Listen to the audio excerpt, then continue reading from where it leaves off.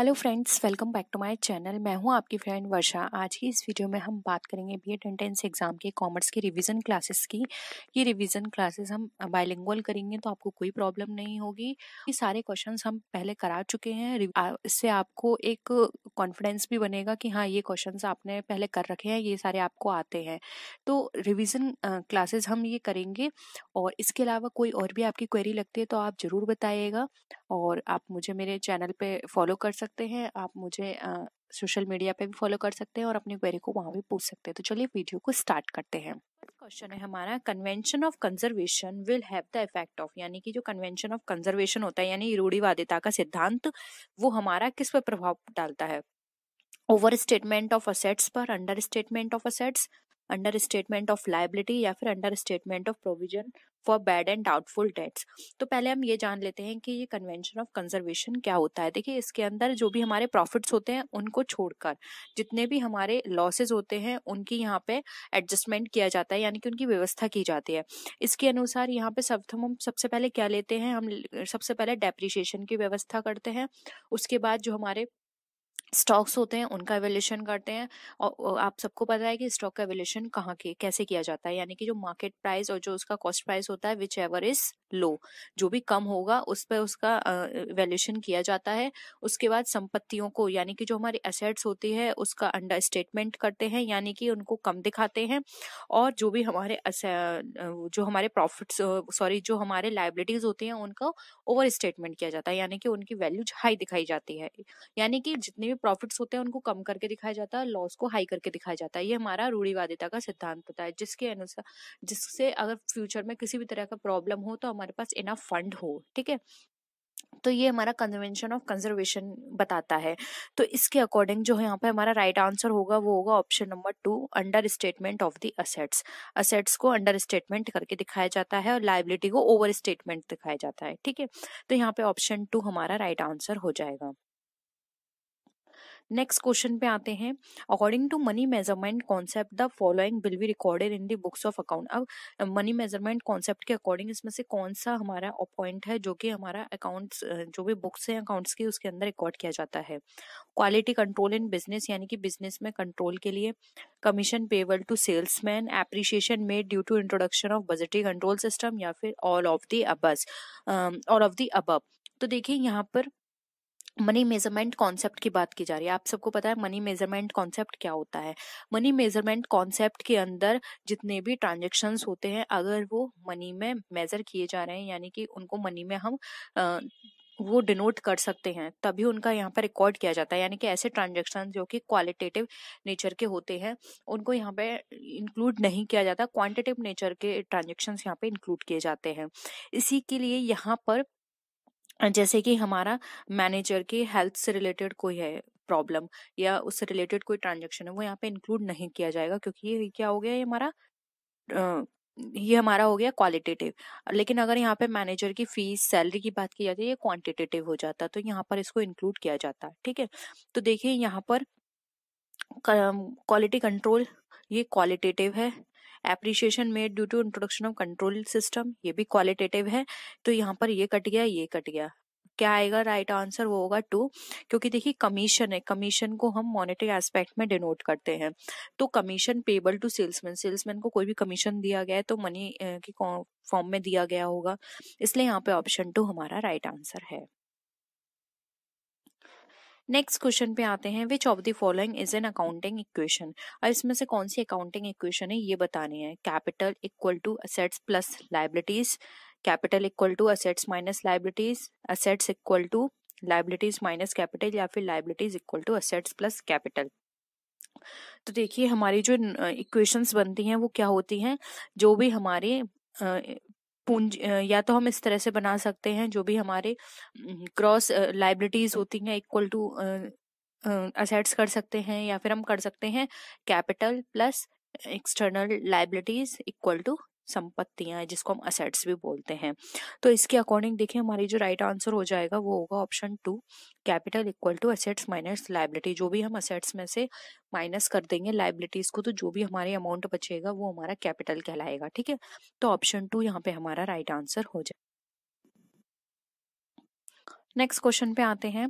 The accounting standard board of India does not perform the following function. अब जो accounting standard board है India का, वो कौन से कार्य नहीं करता है, आपको वो बताने हैं। Formulation of accounting standards established accounts of India. अब जो भी स्टैंडर्ड बनाए गए हैं उनको स्टैब्लिश करना इसका काम है। Review of accounting standards committee, यानी कि उनकी रिव्यू करना, जो भी कमेटी है उसकी।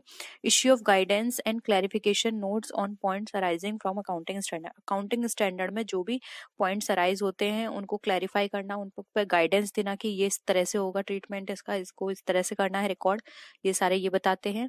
या फिर propagate the accounting standards and persuade business houses to adopt them। अब मानकों का प्रचार करें और जो भी इन्होंने चीजें बनाई हैं, इनके अंदर रूल्स बनाए हैं, उसको लोगों को किस तरह से अडॉप्ट करवाएं, ये काम करते हैं। तो इसमें बात की गई है डज नॉट परफॉर्म, क्या काम नहीं करता है। तो देखिए ये इनका काम नहीं होता कि जो भी इन्होंने स्टैंडर्ड्स बनाए हैं उनका प्रचार भी यही करवाएं, यानी कि प्रोपोगेट करवाएं उसको, और उनको लोगों को कहें कि आप इसे फॉलो करो। क्योंकि ये तो जो भी कंपनीज जो हमारी हम बोल सकते हैं कंपनीज जो होती हैं उनको ये फॉलो करना होता है, ये कंपलसरी होता है। इनको ये बोलना नहीं पड़ेगा कि आप ये फॉलो करो फॉलो करो, क्योंकि कंपनी अगर इनको फॉलो नहीं करेगी तो जो भी उनको बेनिफिट्स मिलते हैं इनको फॉलो करने के वो उनको नहीं मिलेंगे, और साथ ही साथ उन पर पेनल्टी भी लग सकती है। ठीक है, तो यहाँ पर ये इसका काम नहीं है, बाकी ये सारे इसके काम है। और हमें बताना है कि डज नॉट जो इसका काम नहीं है, तो यहाँ पे ऑप्शन 4 जो है वो हमारा राइट आंसर हो जाएगा। बाकी स्टैब्लिश करना इसका काम होता है, समीक्षा करना इसका काम होता है, और क्लैरिफाई करना, गाइडेंस प्रोवाइड करना भी इसी का काम होता है। तो ऑप्शन 4 यहाँ पे हमारा राइट आंसर है। नेक्स्ट है the cost of 3 small files of rupees for each was discharged to expenses when purchased, even though they had useful life of several years. This was done according to। यानी कि यहाँ पर 3 small हमारी file थी, उनकी लागत जो थी वो जो बहुत कम थी, लेकिन उनको जो भी हमारे ईयर्स हैं उनमें राइट ऑफ किया गया धीरे धीरे करके। ये हिसाब हमारा क्या कहलाता है? Cost principle, conservation principle, disclosure principle, या फिर मटेरियलिटी प्रिंसिपल। तो देखिए यहाँ पर ये हमारा जो चीज है ये हमारी कहलाती है मटेरियलिटी प्रिंसिपल। यानी कि इसके अंदर क्या होता है, इस प्रिंसिपल के अंदर जो भी रिकॉर्ड की जाती हैं चीजें उनकी एक सीमा होती है। ठीक है, हर चीज की एक सीमा होती है, तो उनको इन सारी चीजों को एक जगह, जैसे छोटे छोटे जो आपने देखे होंगे छोटे छोटे एक्सपेंसेस होते हैं, उनको एक में ही करके लिख लिया जाता है जो कम मूल्य की होती हैं। जैसे कि आपने स्टेशन पेन लिया, आपने छोटी नोटबुक ली, आपने रेजर ली, बहुत सारी चीजें ली आपने।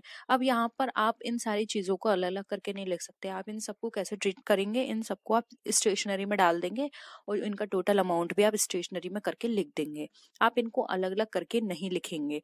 ठीक है, तो ये हमारी कहलाती है मटेरियलिटी प्रिंसिपल। ऑप्शन 4 यहाँ पे हमारा राइट आंसर है।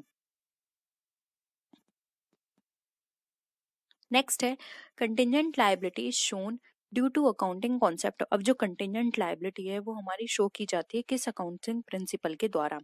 फुल डिस्क्लोजर, कंजर्वेटिज्म, मटेरियलिटी, या फिर डुअल एस्पेक्ट। देखिए कंटिजेंट लायबिलिटी की बात की जा रही है, तो कंटिजेंट लायबिलिटी यहाँ पर जो होती है वो हमारी जो बैलेंस शीट बनाई जाती है उसमें फुट नोट में दिखाई जाती है। क्योंकि इसका एक तरह से ये जो लायबिलिटी होती है हमें बिल्कुल नहीं पता अभी कि ये लायबिलिटी हमारी है भी या नहीं। हो भी सकता है फ्यूचर में ये लायबिलिटी बने, और हो भी सकता है फ्यूचर में ये लायबिलिटी ना बने। इसलिए ये सिर्फ एक नोट की तरह हमारी बैलेंस शीट में शो कर दी जाती है कंटीजेंट लायबिलिटी की ये फ्यूचर में बन सकती है लायबिलिटी। ठीक है, तो अब हमें बताना है कि ये किस अवधारणा या फिर किस कॉन्सेप्ट के अंदर आती है। तो ये हमारी आती है फुल डिस्क्लोजर के अंदर, क्योंकि यहाँ पर उसने डिस्क्लोज किया है बैलेंस शीट में आपको शो करके कि ये हमारी फ्यूचर में लायबिलिटी बन सकती है इतने रुपए की। ठीक है, तो अब यहाँ पर उसका काम था आपको डिस्क्लोज करना, क्योंकि अभी ये उसको भी नहीं पता कि ये लायबिलिटी है या नहीं है। ठीक है, तो ऑप्शन ए यहाँ पे हमारा राइट आंसर है। नेक्स्ट क्वेश्चन है capital is considered as a business liability according to following concept. अब जो कैपिटल है हमारी बिजनेस लायबिलिटी है, ये किस कॉन्सेप्ट के अंदर कहा गया है? Separate entity concept, matching, going concern, या फिर कंजर्वेशन। तो कैपिटल हमारी बिजनेस लायबिलिटी है, ये हमारी बात करता है उसके अंदर ये बताता है सेपरेट बिजनेस एंटिटी के अंदर, क्योंकि ये कहा जाता है कि जो कैपिटल जो है वो एक ओनर के लिए लाइबिलिटी की तरह होती है, कि क्योंकि जब भी वो यहाँ से कुछ विड्रॉल भी करता है अपने पर्सनल यूज के लिए तो उसको पे करना होता है, इस पे इंटरेस्ट, ठीक है, ये सारी चीजें। तो ये कहा भी जाता है कि जो बिजनेस और जो ओनर होता है वो सेपरेट होते हैं, वो अलग अलग काम करते हैं। बिजनेस एक अलग सेपरेट एंटिटी है और उसका ओनर एक अलग है, ठीक है। तो who are the users of accounting information, यानी कि जो अकाउंटिंग इन्फॉर्मेशन होती है उसका यूजर कौन होता है, यानी कि कौन उसको यूज करता है, एक ओनर, फाइनेंशियल इंस्टीट्यूशन, बैंक्स, यानी ऑल ऑफ द अबव। तो यहाँ पर अगर हम बात करें तो देखिए अकाउंटिंग इन्फॉर्मेशन हर फील्ड में यूज की जाती है, यानी कि जहाँ पर आप अकाउंटिंग कर रहे हैं, अकाउंट्स बना रहे हैं, और अकाउंट्स भी हर जगह यूज किए जाते हैं। फिर चाहे बैंक हो, बैंक के अंदर भी ट्रांजेक्शन्स होते हैं तो उनका रिकॉर्ड किया जाता है। अगर किसी बिजनेस की बात की जाए तो उसके अंदर जो भी ट्रांजेक्शन होंगे उसका रिकॉर्ड किया जाएगा। इवन अगर आप देखते हैं कि कोई घर मतलब किसी घर में हम अब कोई ट्रांजेक्शन्स करते हैं, बाजार से कुछ परचेस करके लाते हैं तो उसका भी हम रिकॉर्ड रखते हैं। वैसे कहने को वो रिकॉर्ड हमारे काम नहीं आते हैं, क्योंकि वो रिकॉर्ड किसी को बाहर शो नहीं किए जाते, लेकिन ये वाले रिकॉर्ड शो करना जरूरी होता है, क्योंकि यहाँ पर पब्लिक का पैसा लगा होता है, वो कंपनी के अंदर इन्वेस्ट करते हैं। लेकिन ये आपको एक समझाने के तौर पर था कि कोई भी सेक्टर हो, कोई भी फील्ड हो, ट्रांजेक्शन्स हर जगह होते हैं और उनका रिकॉर्ड किया जाता है। तो हम ये नहीं कह सकते कि ये सिर्फ इसके लिए यूजफुल है या इसके लिए यूजफुल है, वो सबके लिए यूजफुल होते हैं। इसलिए इसके according owners, financial institution, banks, इन सभी के लिए यूजफुल रहेगी अकाउंटिंग इन्फॉर्मेशन। इसलिए ऑप्शन डी यानी कि 4 हमारा राइट आंसर हो जाएगा, all of the above. I hope ये क्वेश्चन आपको क्लियर हुआ होगा। नेक्स्ट क्वेश्चन पे आते हैं। कैपिटल ऑफ बिजनेस इज, यानी कि जो बिजनेस की कैपिटल है वो क्या है, एक कैश है, एक इंटरेस्ट है, एक लायबिलिटी है, या फिर नन ऑफ द अबव। तो देखिए यहाँ पर अगर हम बात करें तो कैपिटल जो है बिजनेस की कैश, कैश फॉर्म में है लेकिन वो कैश नहीं है। एक इंटरेस्ट, हम ये नहीं कह सकते कि वो एक इंटरेस्ट है, इंटरेस्ट पे नहीं है, लेकिन हाँ वो एक लायबिलिटी है, क्योंकि कंपनी के अंदर जो भी कैपिटल इन्वेस्ट की गई है, जो भी फंड वहां पे इन्वेस्ट किया गया है उसको कैपिटल बोलते हैं। वो कैपिटल एक लायबिलिटी होती है कि आपने जितनी कैपिटल लगाई है वो तो आपको वापस लेनी ही लेनी है, साथ में अब आप इतनी मेहनत कर रहे हैं तो उस पर कुछ एक्स्ट्रा अर्निंग भी हो, जिसको हम प्रॉफिट बोलते हैं। तो यानी कि जो आपने लगाया है उतना पैसा आपको मिले, या फिर जैसे कि आपने एक और कॉन्सेप्ट पढ़ा होगा कि बिजनेस एंटिटी जो है वो बिल्कुल सेपरेट होती है, सेपरेट एंटिटी होती है, यानी कि ओनर और बिजनेस दोनों अलग अलग होते हैं। यानी और ओनर अगर कोई वहां से विड्रॉल भी करता है तो उसका वो पेमेंट करता है, ठीक है। तो उसी तरह से वो कैपिटल लगा रहा है तो बाद में उस कैपिटल को लेगा और उस कैपिटल से इंटरेस्ट भी चार्ज करेगा, ठीक है। तो यहाँ पे ये एक लायबिलिटी की तरह ट्रीट की जाती है कैपिटल बिजनेस के अंदर। तो ऑप्शन 3 यहाँ पे हमारा राइट आंसर हो जाएगा। नेक्स्ट क्वेश्चन पे आते हैं। The main objective of accountancy is to known about the, अब मेन ऑब्जेक्टिव क्या है अकाउंटेंसी का ये हमें बताना है। Profit and loss and assets and liability of the business, position of the stock of goods, position of cash, errors and fraud of the employees. अब यहाँ पर ये बताना है कि ये जो ऑब्जेक्टिविटी है अकाउंटेंसी की ऑब्जेक्टिविटी होती है वो हमारी इन पॉइंट में से किससे रिलेटेड है। प्रॉफिट एंड लॉस बताता है, पोजीशन बताता है, पोजीशन ऑफ कैश, या फिर एरर एंड फ्रॉड्स। तो यहाँ पर अगर हम बात करें तो ए इसका राइट आंसर हो जाएगा। मेन ऑब्जेक्टिव जो होता है अकाउंटेंसी का वो ये देखना होता है कि जो भी हमारी असेट्स एंड लायबिलिटीज हैं, प्रॉफिट एंड लॉस है, इसको ये बताता है कितनी असेट्स, कितनी लायबिलिटी, क्या प्रॉफिट चल रहा है, क्या लॉस चल रहा है, क्योंकि इसी के बेसिस पे बिजनेस रन किया जाता है, बिजनेस का एक्सटेंशन होता है। अगर बिजनेस प्रॉफिट कर रही है तो उसको आगे एक्सटेंड किया जाता है और असेट्स नहीं लाई जाती हैं, और अगर लॉस हो रहा है तो उस पर वर्क करके उस लॉस को मिनिमाइज किया जाता है, ठीक है। तो ऑप्शन ए यहाँ पे हमारा क्या हो जाएगा, राइट आंसर हो जाएगा। Indian accounting standard 10 is related to, अब जो इंडियन अकाउंटिंग स्टैंडर्ड 10 है वो हमारा किससे रिलेटेड है। वैल्यूएशन ऑफ इन्वेंट्रीज करा चुकी हूँ, accounting for government grants, depreciation accounting, accounting for fix asset. देखिए इनमें से मैंने दो तो मैं आपको ऑलरेडी क्वेश्चंस करा चुकी हूँ तो वो आपको पता होंगे। अब आपको 2 एंड 4 में से चूज करना है कि अकाउंटिंग स्टैंडर्ड 10 हमारा किस पे रिलेटेड है, ठीक है। तो देखिए यहाँ पर अगर हम बात करें, देखिए इन्वेंट्रीज किससे रिलेटेड है, 2 से। गवर्नमेंट ग्रांट्स, ये हमारा किससे रिलेटेड है अभी मैं आपको बताऊंगी। डेप्रिसिएशन हमारा 6 से है।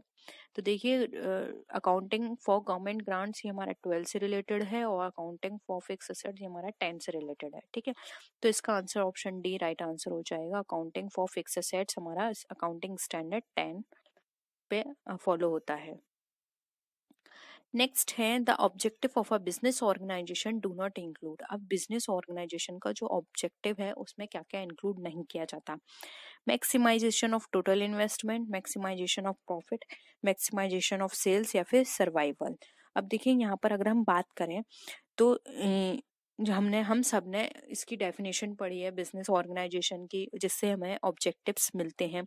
तो देखिए यहाँ पर बात की जा रही है मैक्सिमाइजेशन ऑफ प्रॉफिट की, ये बिल्कुल सही है। मैक्सिमाइजेशन ऑफ प्रॉफिट की बात की जाती है बिजनेस ऑर्गेनाइजेशन के अंदर। मैक्सिमाइजेशन ऑफ सेल की भी बात की जाती है, और यहाँ पे सर्वाइवल की भी बात की जाती है। लेकिन यहाँ पे मैक्सिमाइजेशन ऑफ टोटल इन्वेस्टमेंट की बात नहीं की जाती, क्योंकि टोटल इन्वेस्टमेंट में को मैक्सिमाइज करने से कोई फायदा नहीं है। प्रॉफिट को मैक्सिमाइज करने से क्या होता है, वो ज़्यादा से ज़्यादा बिजनेस हमारा ग्रोथ करेगा। सेल मैक्सिमाइज करने से प्रॉफिट ज़्यादा होगा। सर्वाइवल से क्या होगा कि कुछ कंपनीज ऐसी होती हैं जो अच्छा अर्न नहीं कर पाती हैं, तो उनके लिए कॉन्सेप्ट कौन सा फॉलो किया जाता है, सर्वाइवल का। यानी कि वो इतना तो अर्न कर लें कि वो सर्वाइव कर पाए मार्केट के अंदर, जो भी अदर कॉम्पिटिटर्स हैं उनके सामने वो सर्वाइव कर पाए, उस तरह की सिचुएशन उनके साथ फॉलो होती है। तो यहाँ पे जो बिजनेस ऑर्गेनाइजेशन का जो ऑब्जेक्टिव फॉलो नहीं होगा वो होगा option number 1, maximization of total investment. I hope यहाँ तक आपको प्लीज़ ये क्वेश्चन समझ में आ रहे होंगे, और क्वेश्चन समझ में आ रहे हैं तो प्लीज़ वीडियो को लाइक कीजिए, अपने फ्रेंड्स के साथ जरूर शेयर कीजिए प्लीज़।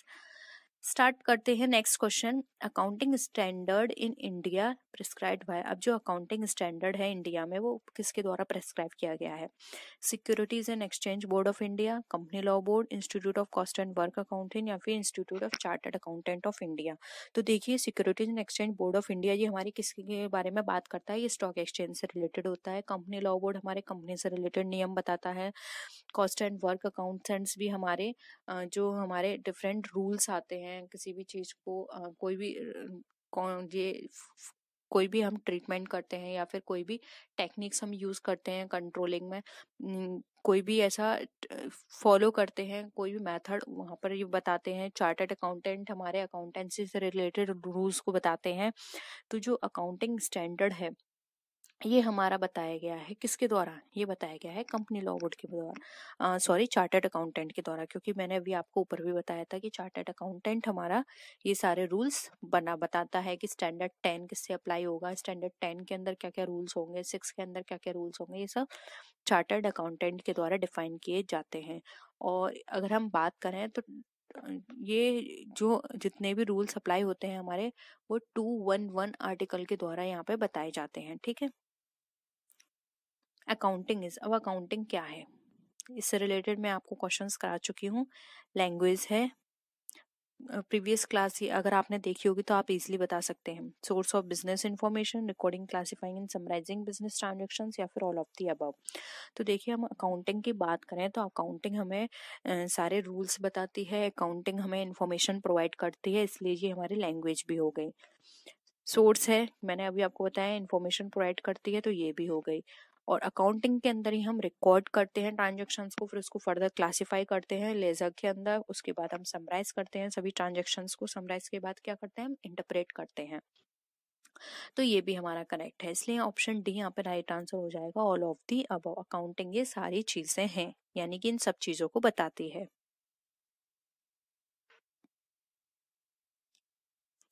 नेक्स्ट है the chartered accountant act was passed in. Again ये रिपीट हो रहा है, और ये मत सोचिए कि मैंने क्वेश्चन ये ऐसे ही डाल दिया है। ये क्वेश्चन मैंने आपको ये दिखाने के लिए डाला है क्योंकि ये क्वेश्चन आपका टीजीटी 2011 में भी आया है, यही क्वेश्चन आपका 2012 में भी आया है, यही क्वेश्चन आपका 2003 एंड 4 के अंदर भी आया है। ठीक है, काफी बार ये क्वेश्चन रिपीट हुआ है, इसीलिए हम ज्यादा से ज्यादा उन क्वेश्चंस को रिवाइज करेंगे, जिससे कि रिवीजन करके भी हमें ये सारे चीजें क्या हो जाएंगे, लर्न हो जाए। तो अब देखिए यहाँ पर आपको इजीली याद होगा 48 है, 49 है, 50 है, या फिर 51 है। तो ये जो एक्ट हमारा पास हुआ, ये हमारा पास हुआ था यहाँ पे 49 में, तो ऑप्शन 2 यहाँ पे हमारा राइट आंसर हो जाएगा।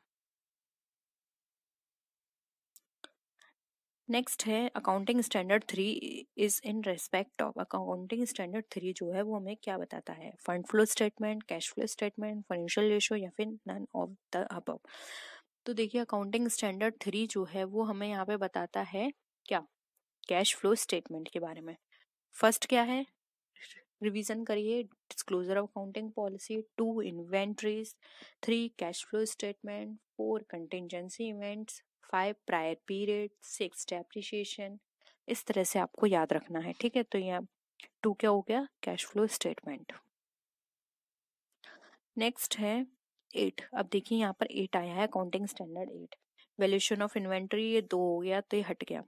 फिक्स असेट्स, ये हमारा 10 से रिलेटेड है।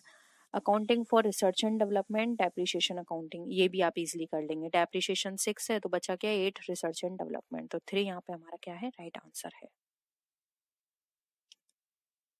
नेक्स्ट है net worth of a business man mean. अब बिजनेस के अंदर जो नेटवर्थ होती है उसका क्या मतलब होता है? इक्विटी कैपिटल से, टोटल एसेट्स से, fix assets minus current liability, या फिर total assets minus total liabilities से। तो यहाँ पे अगर हम नेटवर्थ की बात करें तो देखिए नेटवर्थ में यहाँ पर जो इसका मतलब होता है वो होता है यहाँ पे हमारा ऑप्शन नंबर क्या होगा? बताइए कमेंट सेक्शन में, जल्दी से बताइए। आपको मैं 2 मिनट का टाइम दे रही हूँ, जल्दी बताइए। देखिए नेटवर्थ की बात की जा रही है, ये याद रखिएगा, नेटवर्थ है इसके अंदर। देखिए नेटवर्थ हमारा, जब हम जो भी हमारी टोटल असेट्स होती हैं उसमें से जो भी हमारी आउटसाइडर, इनसाइडर नहीं, आउटसाइड की जो भी हमारी लाइबिलिटीज होती हैं, एक्सटर्नल लाइबिलिटीज होती हैं, उनको हम माइनस कर देते हैं। तो जो भी रिमेनिंग हमारे पास फंड बचता है वो हमारा नेटवर्थ कहलाता है, ठीक है। तो ऑप्शन 4 यहाँ पे हमारा क्या हो जाएगा? राइट आंसर हो जाएगा। तो यही थे आज के क्वेश्चंस। आई होप आपको क्वेश्चंस पसंद आए होंगे, सारे कॉन्सेप्ट आपके क्लियर हुए होंगे। फिर भी आपको कोई डाउट है तो प्लीज़ कमेंट सेक्शन में ज़रूर बताइए, ठीक है। और प्लीज़ अपने फ्रेंड्स के आगे वीडियो को ज़रूर शेयर कीजिएगा। लाइक मत अगर आप वीडियो पसंद आती है तो लाइक भी ज़रूर कीजिए, नहीं पसंद आती है तो आप डिसलाइक भी कर सकते हैं। और कोई भी डाउट हो बता सकते हैं। नेक्स्ट वीडियो में फिर मिलते हैं आपसे और भी अच्छी वीडियोस के साथ। तब तक के लिए टेक केयर, बाय बाय।